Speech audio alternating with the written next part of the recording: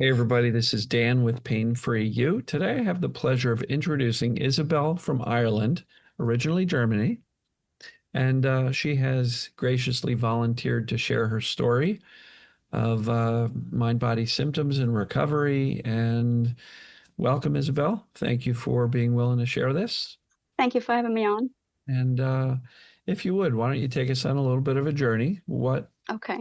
kind of got this whole thing started, what you did in the medical world when you found out that there's this concept called mind body symptoms, TMS, if you will, if that was a term you were introduced to, hmm what you did there, what worked, what didn't work, when things really started to click for you. And so why don't you let us know what you've been through? Okay. I'll try and keep it as brief as possible and as not to bore everybody. So You won't I bore anybody. personally think it's very important to include as many details as possible because I found that helped me the most watching other people's recovery stories. Sure. So I keep it brief, I promise.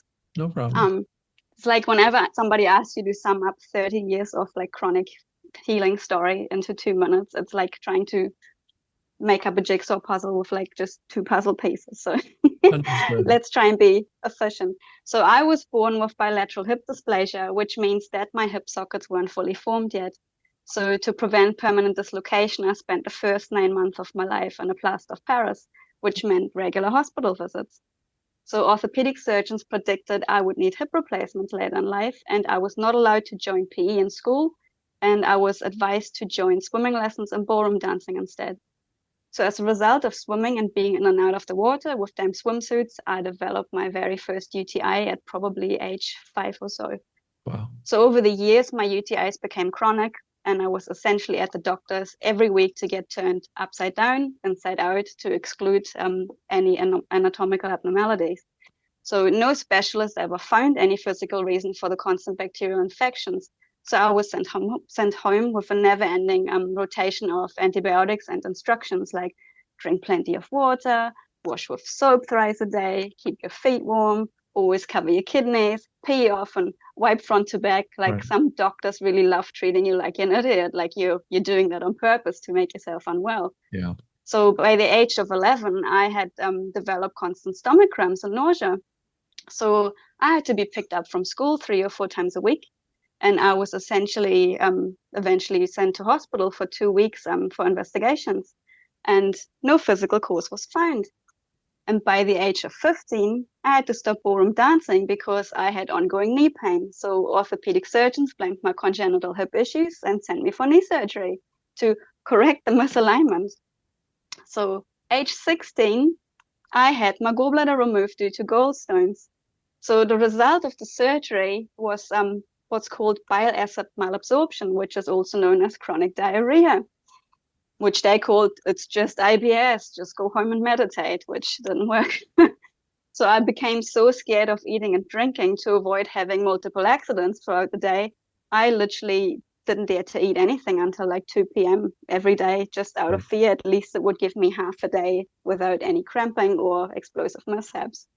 So at that stage, I was in my late teens with chronic UTIs, chronic diarrhea, and I essentially went to see a variety of doctors at least twice a week. Wow. So when I was 19, I moved to New Zealand on my own, and I continued my everlasting weekly visits to specialists in the hope to find a miracle cure. So that's when I first came across Dr. Sano's books in the library. So in theory, the idea made sense to me, but I quickly discarded that as a possible solution because A, my issues were in back pain, and B, I didn't have any suppressed anger, or at least not to my knowledge.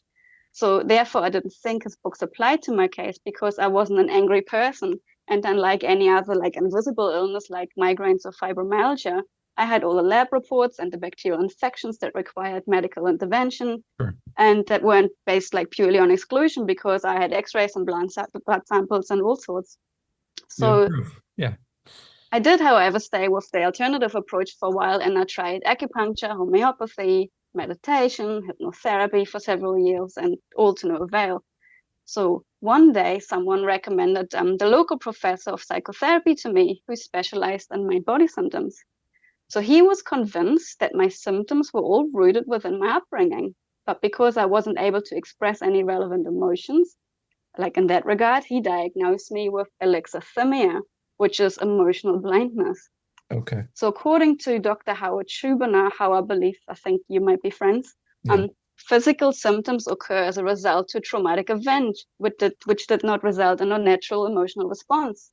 So when you look at the teachings of German New Medicine, for example, they also explain that every single physical symptom is based on an emotional conflict.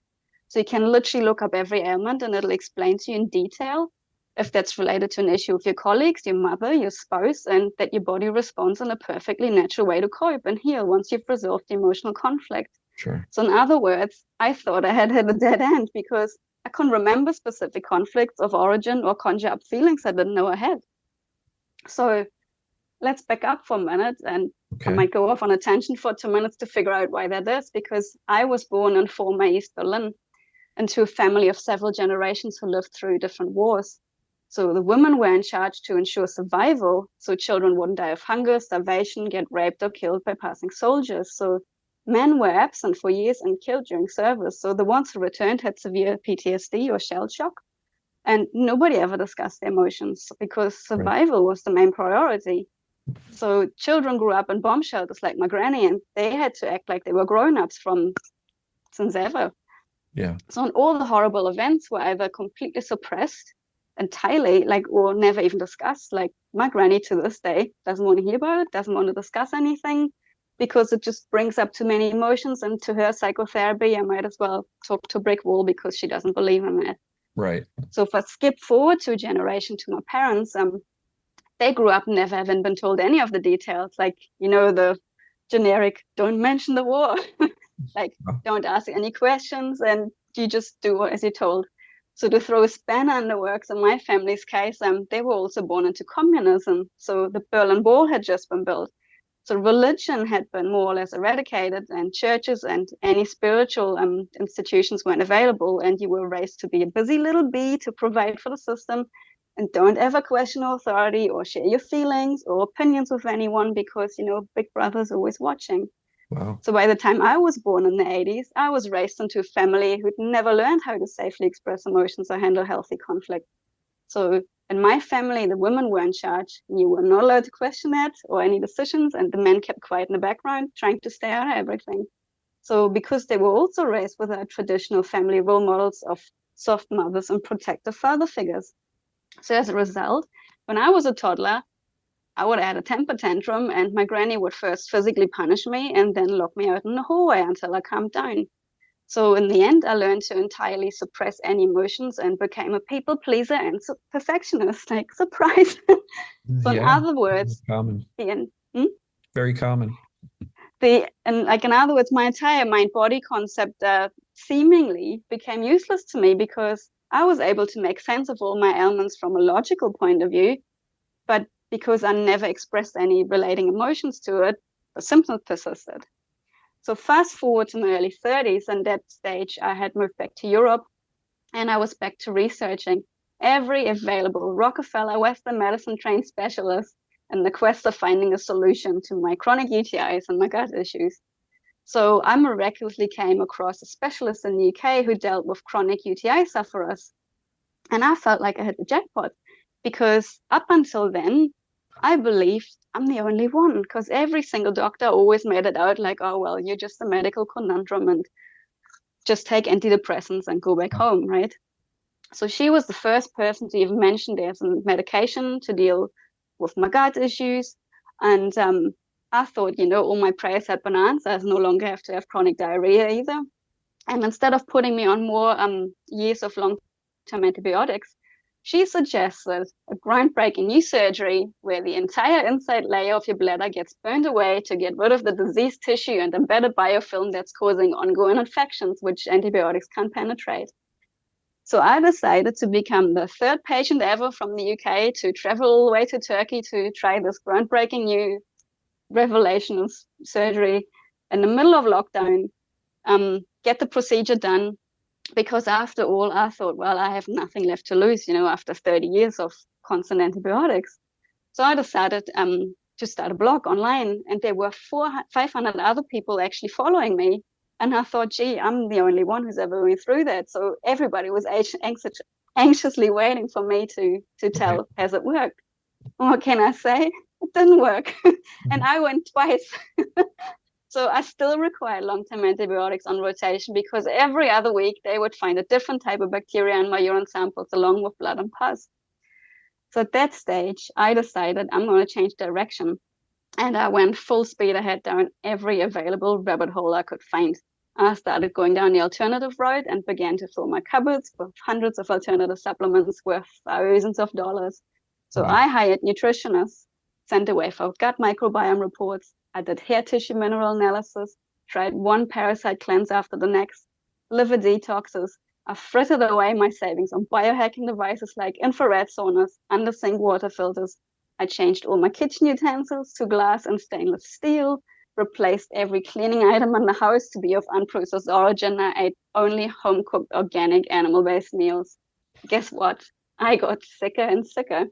So I started with one of the supplements and it cost me 4 months of gastroenteritis. I couldn't work, couldn't even leave the house. This was supposed to all make me feel better, right? Wow. And that's when I started getting allergic reactions that lasted for about 4 years. So some days I would wake up with a fat lip, swollen shut eye. Other times I would break out in dozens of hives across my stomach, or like hives the size of two palms across my thighs or my back. And at some stage, I began to panic. So I called my GP, and she didn't really interest, like, she didn't want to investigate any of the root causes. So she just suggested, how about some antihistamines and steroids? So I was like, I can't go down that road again because my gut's already completely shot from decades of Right. medication. So I hired a naturopath in the US who ultimately diagnosed me with mold-induced mast cell activation syndrome and leaky gut. And I had never heard of either of those things ever before in my life. So that's when my world became smaller and smaller. So not only down to the constant fear-mongering along lockdown, but thinking I can never travel again or visit a concert, let alone being scared of chemtrails in the sky causing all my allergic reactions. And I started to become afraid of virtually everything. So I read every single ingredient label, cut out even more foods. And I think at that stage, I was down to about 4 ingredients that I could even digest anymore. I was afraid of every single speck of mold. I ozone treated my entire house. Everything had to be disinfected. And I was literally living in a prison of my own making. The most ironic thing of them all was that the people who ate absolute junk food, watched nonstop fear-mongering news, and went out poisoning their bodies by going out drinking every night, they didn't have a single symptom of ill health. It was like a bad joke. Because how was everybody else who didn't live nearly as cautious and healthy as me doing just fine? So I decided, you know what? I need a holiday. So I booked myself into a really, really plush, luxurious resort in Ibiza. And I told everybody, I'm going to be back. I'm going to be just like new. So I stepped off the plane, and what can I say? I had an immediate reaction to sunlight after crossing a car park for less than 2 minutes. So within the first 90 minutes of arriving on my holiday, I was taken to hospital and hooked up to intravenous steroids because I had acute phototoxicity. That's like an anaphylactic shock to reaction to light. So it Right. could be fluorescent lamps or it can be sunshine. And I swear to God, you could not make this up. Um, I actually looked up phototoxicity, and it's also called health itch or suicide itch because no matter what medication you take, it doesn't alleviate the symptoms. Like for up to 72 hours, your whole skin goes bright pink. It itches like hell, and you just, there's nothing that can make it stop. And Wow. I didn't even know that stuff existed because my whole life I've been such a, like, I love going on holidays. I love being out in the sun. That was my death sentence to me. So after that whole disaster, they gave me steroids for about a week. I couldn't sleep, could barely eat anything. And then my immune system hit like rock bottom. So I was bedbound for about 6 weeks after that. And I was diagnosed with reactivated Epstein-Barr virus. So I had joint pains, throbbing headaches. I lost the hearing in my right ear. I choked and nearly asphyxiated several times because I could no longer swallow or breathe properly. And the coughing nearly ruptured my enlarged spleen. And as a bonus, I developed staph infection in both of my eyes, like across my face, inside my bladder, And that alone took 7 months of penicillin just to beat. So my GP sat me down and showed me my blood results and said, I'm afraid it's bad news. And he urged me to take them seriously because if I didn't take an extended leave from work and limited all my stress to an absolute minimum, I would risk developing lymphatic cancer. So I didn't even know I had stress because, ironically, I'm a massage therapist. People come to me to relax, And everybody always walked into my studio and it's like, oh, it's so nice and calm in here. You must be the most relaxed person in the world. Yeah. But I think when people think of stress, they imagine, you have 12 kids running around the house and you can't keep up with the chores and you have a million things to do. But I learned later on that stress is a whole different kind of hell that we create in our minds, like the whole catastrophizing things. And I wasn't aware of any of that. So after 16 years of self-employment, I decided to shut down my business and I take time off. Wow. So I said farewell to all my clients. I packed my bags and I moved back in with my family for the first time in 20 years. Every time I'd receive a text message from someone or like my clients to say, how's the progress going? I would actually curl up in shame because I had to admit that despite all my effort and theoretical knowledge, everything, I was actually worse than ever. So I decided to sign up to a daily sound bath and meditation class. And one of those days, I lay on that studio floor, half zoned out, and the instruction mentioned to envision yourself in a safe space. And that was my trigger word, because I had realized that I had, in fact, never once in my life felt safe. Mm-hmm. And that very evening, I started to journal like my life depended on it, going through every memory, trying to figure out patterns, like starting with not feeling safe as a child and later like the choices I had made in life by being friends with people who also didn't make me feel safe. For example, when my nausea and stomach cramps began at the age of 11, my parents were separating. I had to change schools and move in with my grandparents for a year. So the first time I briefly felt safe, and when my symptoms ironically were totally absent, were the 2 weeks I was in hospital for investigations. So during that time, my parents were allowed to come and visit for one afternoon on the weekend, and we went to the Christmas markets. And that is to this day one of my favorite childhood memories because I actually felt safe because I knew they can't argue with each other because we're only out for about 90 minutes. Everybody's on their best behavior. And afterwards, they drop me off to the doctors and they know exactly what to do. Right. Ironically, they didn't find anything. And I was actually fine while I was in there. So then a few years later, when my knee pain started, which led to my surgery at age 15, doctors said that's because of my misaligned hips and legs. Mm-hmm. I'm fairly convinced that had to do everything with me believing them and thinking, well, sure, I'm going to need hip replacement at some stage. And also, my ballroom dance teacher was a really scary woman. Like, she would physically punish you and yell at you if you didn't perform to a standard. So I didn't want to go dancing anymore. So Wow. my knee started to hurt. And while I was recovering from surgery, I was on crutches for, I don't know, a couple of weeks. I experienced my first heartbreak because my first ever boyfriend broke up with me. So I started to emotionally binge eat, mainly chocolate, Nutella by the spoon. So even though the surgeon told me that even though I was a total exception to the rule at the time of being so young and not fitting the usual statistics in regards to gallbladder removal procedure, one of the big psychosomatic stresses for indigestion is actually extensive grief. So obviously the eating didn't help, but that was the only way I was able to soothe myself. So chocolate up until this day is still a big thing for me. Yummy. I like chocolate. Better than drinking or doing drugs, but still not good if you want to keep your gallbladder. I hear you. And fun fact, according to causes of UTI, the biggest psychosomatic reason is a territorial conflict, which means not having safe personal boundaries and literally feeling pissed off. So there's the unconscious suppressed rage that Dr. Sano always described.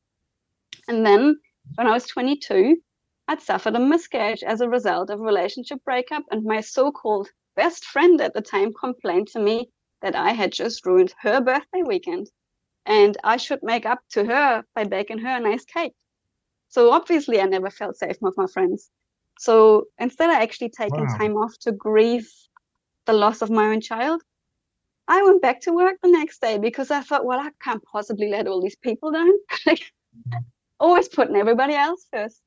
So those realizations were a real wake-up call. And Right. I remember I was lying in bed watching YouTube videos, and I stumbled across some recovery videos with Raylan Eagle. Hmm. And people started describing symptoms that were similar to mine, like UTIs, mast cell activation syndrome, reactive Epstein-Barr virus, and they all had the same common trait. They were all people pleasers who like to put other people's needs first and to keep the peace, right, and avoid any conflict.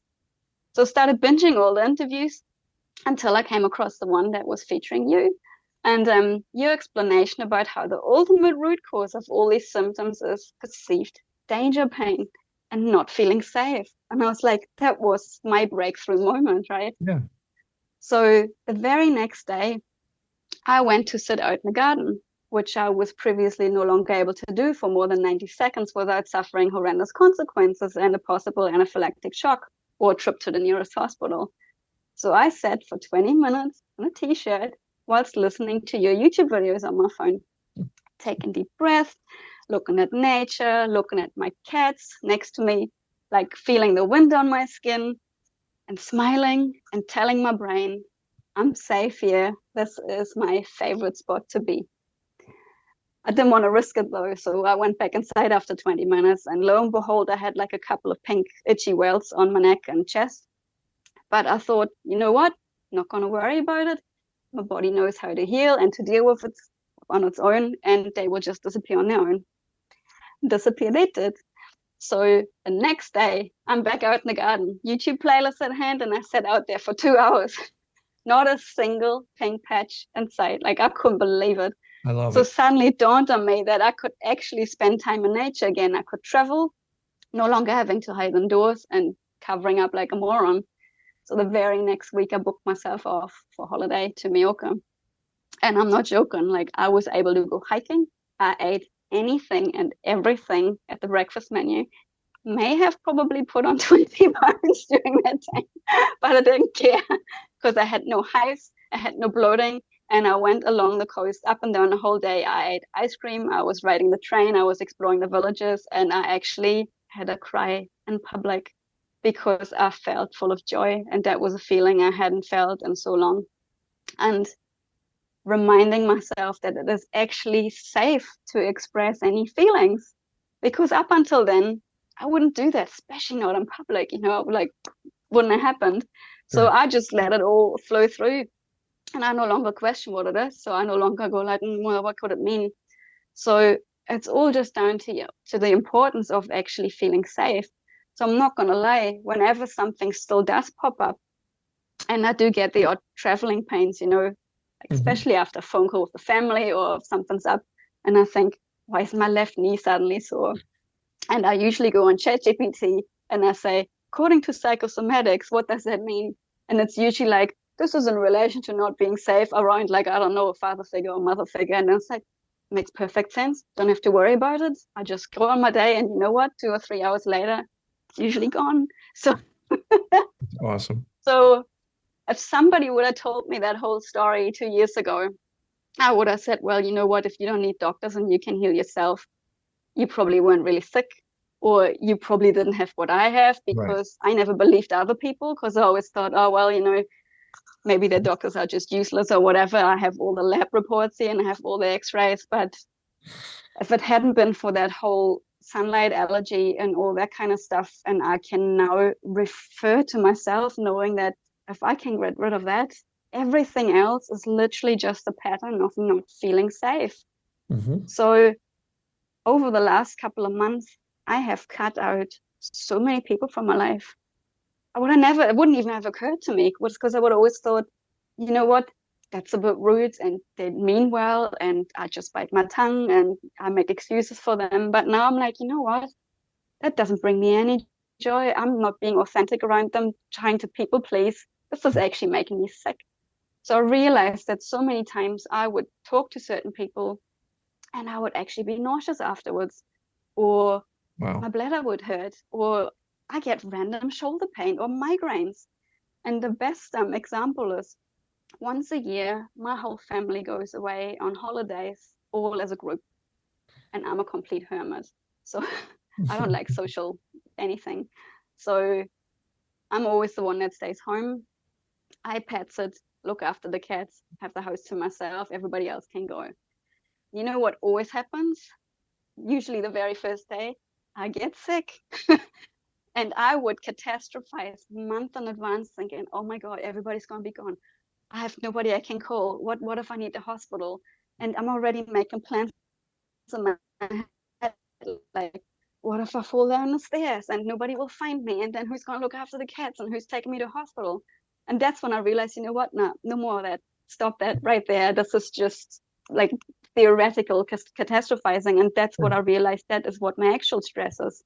So I'm bringing the stress upon myself because I never learned how to not. Because my whole family thinks like that. Like my mother is at the doctor 3 times a week. Everything that you have a physical symptom, you go and deal with it with a doctor. Like if I tell them it's all in your head, they think I'm not taking them seriously, or they look at me like I have 3 eyes in my head. So there's no point. So this now has become my personal, like, this is all in my mind. If I start getting the migraines, like 2 weeks ago, everybody away off on holidays. Very next day, I wake up, throbbing headache, nausea. I'm like, oh, what am I going to do? So I lay down in bed and I put on your playlist on YouTube and I just let that rattle along in the background and wash over me for an hour or two. And the next day, all the symptoms were gone. So Wow. I'm not saying just listen to YouTube in case you break your leg, because, within means, but anything like that. Now I no longer panic and I think, oh my God, I'm going to die. I need an ambulance. I just know I'm not feeling safe right now. And the most cringe thing that I would have never believed if anybody would have said to me like a year ago, hug yourself, talk to yourself, calm yourself. Like, how would you talk to your cat if it's not well, right? You take it to the vet and you give it a hug and you talk to it like it's a little baby and you make it feel safe. Right. And I just do the very same thing. And if I ever get a hive now or anything, I just forget about it and I go, you know what? In 4 hours it's gonna be gone. And usually it is. So I'm hoping I'll never forget that, because I find the biggest thing, like the biggest proof and evidence that that works, is not theoretically thinking if something comes up, but when it actually happens, because then you change your reaction and your response to it. Mm-hmm. So whenever it happens in the very moment, I just go like, nah, this time we're reacting different. I'm good. I'm fine. I'm not going to worry about it. If anything's really that bad and it's still there in 2 weeks, I can still go to a doctor and have it checked out. But until then, let's not worry about it. So that's my story. I love that. It's it's such a crazy cool story because you didn't get wrapped up into doing all sorts of tools and practices and mind body and nervous system fixing and all that kind of I stuff. tried that and that never really worked. I paid Yeah. so much money to join like all the group stuff, and they said, oh, every day you need to do 35 minutes of this, and then you need to drain your lymphatics and you need to do all of that. And I found that put way more stress on me because I thought, oh, I didn't do my star jumps today or whatever, so therefore I must now be unwell. And I found that really counterproductive. And that's one of the things I've been talking about for a long time, which is Mm, more time you spend fixing yourself, the yeah, more your brain has only one conclusion. There's something wrong, there's something wrong here. which is a feeling of not being safe because there's something wrong. And why would Isabelle be spending 2 hours a day fixing herself if she was okay Yeah, already? And so you somehow, through trial and error, got to the point yeah, where you said, that's not helping. I'm actually okay. I don't need to do all that. yeah. It's not For working some anyway. reason, that kind of nearly triggered me to do the opposite. So whenever there was like a group setting where they had like healthy eating challenge for a month, I mean, I already did that anyway. But the second somebody said, well, can't be having no chocolate anymore, I was like, oh God, I would eat even more than before. So I was actually self-sabotaging. So I figured, you know what? This just doesn't work for me. And the Right. amount of money I spent on it. And then every single year, Black Friday comes around and you think, I need to buy more biohacking tools. I have the whole house coming down with all that stuff, The amount of times I was lying there in my sauna bag and like sweating it all out, thinking I'm gonna detox all the mold. I have, as you can see behind me, I have lots of house plants. At some Mhm. stage, I thought I might have to throw them all out because what about the mold spores and the soil and whatnot? And I could smell the mold at night thinking, "Oh, it's in the walls and it's on the floor and my God." And in the end, I'm absolutely fine. I didn't have to move. I didn't have to go anywhere because people always say you can't heal in the same environment that make you sick. Well, I did, and I didn't move anywhere. Granted, I cleaned and scrubbed and did everything, but I Sure. mean, in the end, I probably didn't have to. It was just a precaution of thinking this stuff's gonna kill me, but Yeah. it didn't. And I have the house coming down with plants, so and I'm still breathing. Yeah.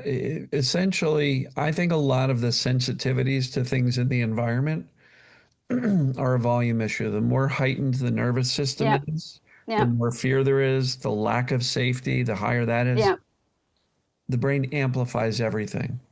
And if there's a connection, like somebody saying you've got mold toxicity, yeah, now all of a sudden your brain goes, mold, your yeah. sense of Everything. smell, your sense of smell, and your reaction to anything that's mold related gets amplified and you get Yeah, symptoms as a result of it, even though you're not being exposed at such a high level that it is toxic to the average person. But because of the fear, yeah.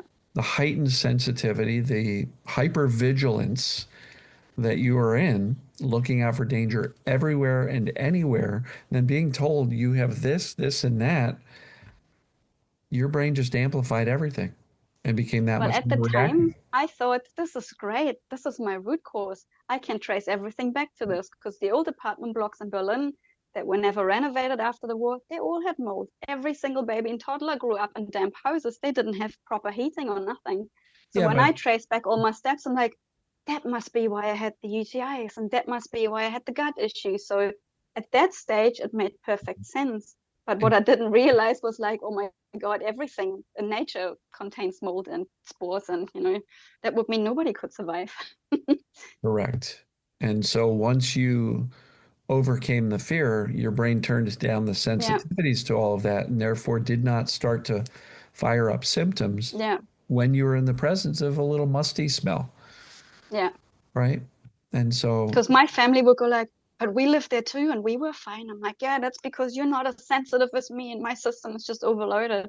But I mean, it went down to the stage of, I mean, reacting to sunlight. How bonkers is that? And fluorescent lamps, mind you, as well. we And just then it had, started with noise sensitivity. I couldn't even tie up my hair anymore because my head just hurt the constant. It's just so sensitive to everything. It's yeah, full on overload. it's a volume Mm. issue. Yeah. So when the brain is so hyper vigilant, its sensitivity to everything turns up. So light sensitivity, sunlight sensitivity, Yeah. sound sensitivity, smell sensitivity, the mold, the pollens, the you name it. The brain is always like, we're gonna die, crank Mm. up the and make sure that you had almost no exposure, which is impossible. Yeah. But And you so, stop going anywhere because you just think, well, I can't go there because there will be noise and they'll be cooking with things that I'm not used to. And you yeah, literally just hold yourself up at home and you don't do anything anymore just out of pure fear. of course. Mm. And so what's life like today for you? Well, I'm Like still how not are you working. doing? Okay. And right now I'm completely overwhelmed with the options because I'm thinking, oh my God, my whole life has changed so much. I have weeded out so many false beliefs that I didn't even know I had. Like all the stuff in relation to I can't eat this or I can't go there, that all now falls away. It's nearly like I'm having too many options. So I don't know. Am I gonna go travel America? Am I gonna go to Asia? What am I gonna do? But right now, I kind of want to revel a bit longer and not having to work because for the first time in like ever, I know I can rely on myself and I can Mhm. feel safe and I don't have to look at the map and go, well, I can't go there because they don't have a proper standard hospitals. So that was always my big thing. It's like if there are no doctors around, well, I can't travel there because with my luck, I'm just gonna get all the bad stuff Sure. thrown at me. So right now, I'm trying to just enjoy for a little bit longer, and also, it's difficult, especially. I mean, I'm 37 now, and it's difficult completely throwing out your friends and starting from scratch because I figured out, what, the people I used to surround myself with probably weren't, the best for me because I always had to bend over backwards and I never put up any boundaries and Right. that stuff needs to stop. So I'm not saying that I had to entirely change my personality, but to some extent you kind of have to throw up boundaries where you say, you know what, that person doesn't bring me any joy when they message me, so block and delete. Nothing personal, but when you start to heal and you change, people don't really like that because they think, oh, what's wrong with her, and she's become real rude. It's like, no, actually, for the very first time in my life, I'm Okay. standing up for myself, and I'm not waiting for somebody else to come and rescue me because nobody ever came. Yeah. And I think as a child, you always think, well, my parents are going to sort that for me. But if they don't even know how to do that, how on earth are you supposed to teach yourself that? So that's kind of a very steep learning curve at the minute to Right. try and figure all that stuff out. And I'm also, I mean, I don't want to say I had health issues for over 33 years. So I don't expect them to just like go away like that. For example, the light sensitivity that lasted for over a year, Mm-hmm. and I can now go on sunbeds. I mean, I thought I would literally combust on there and I Yeah. would die. But now I can actually go and have a tan again. Whereas the mold induced muscle activation syndrome that lasted for 4 years. So that with the whole eating foods again probably took like 2 or 3 weeks to get my head around that. So I'm not expecting my UTIs to just drop overnight, or my digestion issues that I had since I was a kid because my parents separated, because that took a lot longer to develop as well. Sure. So I know people always love to say, oh, don't you have a magic pill and you'll be like better overnight? I'm like, doesn't work like that. If something took 30 years to develop, there's going to be a whole lot of like limiting beliefs and triggers you probably haven't even encountered yet. Yeah. So I'm sure there will be symptoms popping up again where I go like, oh, damn, it's still there. But now I know What it how is. to reverse that. So I just need to figure out what's the actual trigger here. Why is it not making me feel safe? So I will approach that from a whole different angle rather than going straight to my cabinet and pulling out 15 different antibiotics thinking, oh my God, this time I'm going to be, growing super bugs and they'll never ever be able to help me. So So the I one, think it's going to be a learning curve. yeah, the Mm. one thing I will just encourage you to consider is that when we are in the fight or flight stress response, two systems are suppressed, digestion and Mm. immune system. Yeah. So for somebody who was born stressed with hip dysplasia in a body Yeah. cast and multiple hospital visits, you've likely been in fight or flight stress response, Since operating on before being adrenaline born. and cortisol since you were born. Yeah. That is my Oh. normal, so to speak. Mm. And so when we look at chronic UTIs, do your best not to stress about the UTIs. Mm. Because if the immune system is suppressed due to stress and fight or flight, adrenaline, cortisol, and we are now stressing out about a symptom that is likely very much involved in the stress process by Yeah. suppressing immunity, stressing out about the UTIs is like pouring gasoline on it and wondering why the fire Yeah. didn't go out. So do your best to trust that your body will return to balance. I'm not saying don't take antibiotics if that's Yeah. required. Obviously, you and the doctors figure the appropriate course Mm. of action, but stressing out about chronic infections Yeah. isn't part of the solution and No. maybe part See, of me why growing things up, are I was chronic. always told if you don't take your medication, it's gonna become like you're gonna get kidney infection and you're gonna get sepsis and you're gonna die. So you need to get your thumb on it as quickly as possible and nip it on the bud. Agree. So Yeah, it's I'm not always it's like debating that. on the other hand, you go like, right, this makes sense as well. But knowing from the German new medicine perspective or psychosomatic stuff, that your body actually, if there's any inflammation, it grows a thicker layer of tissue, which is what I also saw in my surgery video. So they said, you know what, bacteria hide in there and whatever. And I'm thinking, why does that not happen to other people? Are they made of Teflon or, So that's when I know, well, why is the inflammation in the first place? Because of what TMS originally said, there's not enough oxygen from the blood flow and whatnot. So obviously bacteria will settle in. But if you look at it from the homeopathic background, bacteria actually help the body to eliminate all the old disease tissue. So they gobble all that stuff up and throw it out. Yeah. And that's when you notice the symptoms. And from a Western medical point of view, that's when I say, that's when you need to start taking medication. But that's like killing the very firemen that come try and carry me out of a burning house. I mean, Sure. it doesn't make sense, but it does. You're Yeah. always torn. And having had it for so long, I don't expect it to be figured out overnight. So that's probably going to take me quite a while. But because I know if I can deal with mold issue stuff and I can deal with that, then the rest should be not a walk in the park, but not as much laden with fear as it Yeah. used to be. Let me encourage you to not decide now that you're going to have to figure out all this stuff moving forward. Okay. There's a root cause, perceived danger. Mm, There's a core solution, safety.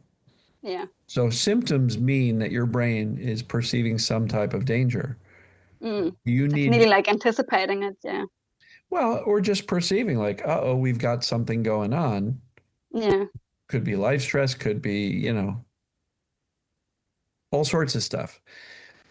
But we don't necessarily have to isolate that if we can jump right to, well, I'm actually okay anyway because nothing bad is happening. Mm, You may find that you can take a big shortcut instead of symptom, let me figure out triggers and the connection to this, and that, and end up with, okay, I'm really safe. Well, mm. skip all this stuff and just, well, Put nothing, on your YouTube. nothing life threatening is going on. Mm, I'm going to jump to safety and know that I'm good. Look at all the things yeah. we've already overcome. And Yeah. I don't think moving forward in life, you need to look at every single symptom and say, I need a deep analysis to figure it. Yeah. Now that's your go-to. That's what's gotten you through this. That's me trying to Well, analyze look, everything. Mm, and that's what's kept you going. I mean, don't get me wrong. I'm not saying that was the wrong thing to do. What I'm suggesting is once we realize that the vast majority of what you dealt with were mind body, TMS, yeah. perceived danger, rule out life threatening. If you feel like you're dying, go to the hospital. Mm, Please don't risk it. But once you've ruled out life threatening, we can rule in this thing called mind body syndrome, TMS, perceived danger, pain, or other symptoms. And we can jump right to knowing that, well, I'm not in imminent danger. My mm, life is not in danger, so yeah. I'm good. It's I'm going not to like trust. my granny actually lived through the whole war years actually being huddled up in a bunker. So for her, that was very real. For example, What was every real? time the telephone rings, she freaks out because she thinks it's the sirens again. Yeah. But I, in my current lifetime, have never experienced that. But because it's so ingrained in the family, Hmm. it's like everybody just freezes up. And, now that was just a false alarm, but Yeah. everybody's suppressing everything. Nobody talks about it or lets it out or just has a big cry. Because I'm sure Yeah. if that would have happened, wouldn't even have gone to the next generation or the one after. So it's kind of Well, like you're breaking the chains for everything that happened before you even were yeah. here.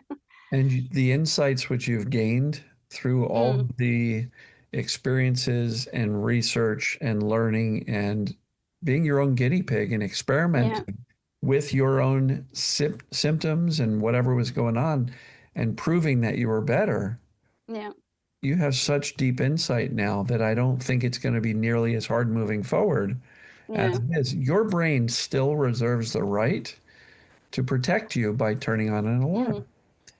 And it's up to you. And that's I Of said. I mean, I always think in hindsight, all those symptoms were actually my brain trying to protect me. course. Because why would I be like pissed off, so to speak, or have issues with my bladder when I was that young? It's like because I probably suppressed something. So actually, my brain's my best friend because it's been trying to tell me whatever's going on here is not healthy. Like, why can't you express yourself? So it's coming Right. out one way or another.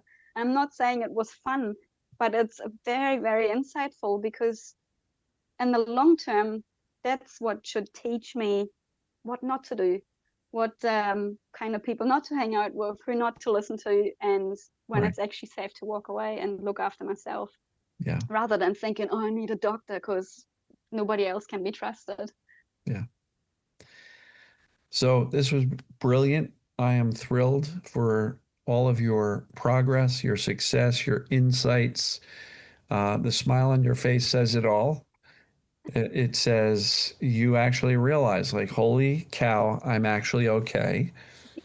Where you probably spent the vast majority of your life believing I'm not okay, Yeah. I'm deep, deep, deep, deep trouble. I need help from the outside. Yeah. Right. And so Mm. I'm thrilled to see the joy that you clearly are experiencing, that life is good.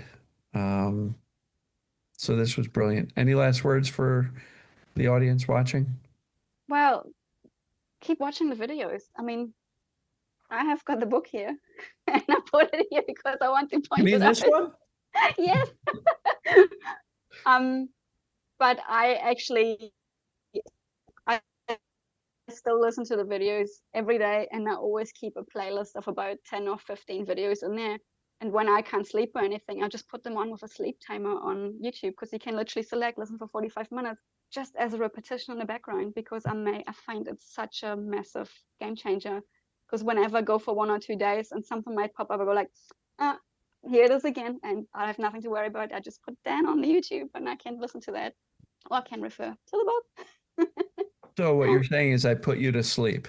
No, I'm I teasing. also listen during the day, but what I find is whenever I refer back into my original panic mode, I mean, as you obviously realize throughout the video, I speak like 180 miles an hour, You've whereas done you're great. always super calm and super relaxed. So I find that really pulls me down, and I find that really nice. And as much as I like to keep chilled out and meditate, in the moment, I still go to It's so okay. that's when your videos come back on in the background. It's like, oh yeah, take a deep breath, relax your shoulders, everything's okay.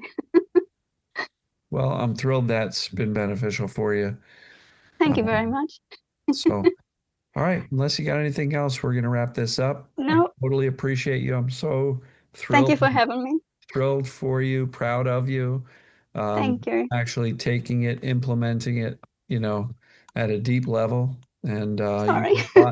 you've got a lot of great, great time ahead. You're only 37, so um, this is wonderful. Really, really thrilled. Sorry. It's okay. Thank you again, Isabel. I Let it appreciate out. it. It's all good. Thank you. All right. Thank you.